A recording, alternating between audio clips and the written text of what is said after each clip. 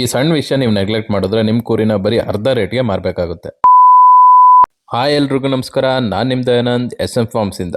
ಒಂದು ಬಿಲ್ಡಿಂಗ್ಗೆ ಬೇಸ್ಮೆಂಟ್ ಎಷ್ಟು ಮುಖ್ಯನೋ ಹಾಗೆ ಕುರಿಗಳಿಗೆ ಕಾಲ್ಗಳು ತುಂಬಾ ಇಂಪಾರ್ಟೆಂಟು. ಈ ಮರಿದು ಕಾಲ್ಗೋಸ್ನ ನಾನು ಸ್ವಲ್ಪ ದಿನದಿಂದ ಅಬ್ಸರ್ವ್ ಮಾಡ್ತಿರ್ಲಿಲ್ಲ.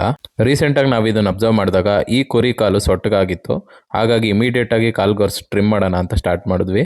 ನಾವು ಅವಾಗವಾಗ ಕಾಲ್ಗೋರ್ಸ್ನ ಟ್ರಿಮ್ ಮಾಡಲಿಲ್ಲ ಅಂದರೆ ಗೊಬ್ಬರ ಮತ್ತು ಹುಳಗಳು ಅದ್ರ ಸಂದಿಲ್ ಸೇರಿಕೊಂಡು ಅದಕ್ಕೆ ಫುಟ್ ರಾಟ್ ಡಿಸೀಸ್ ಬರೋ ಚಾನ್ಸಸ್ ಕೂಡ ಇರುತ್ತೆ.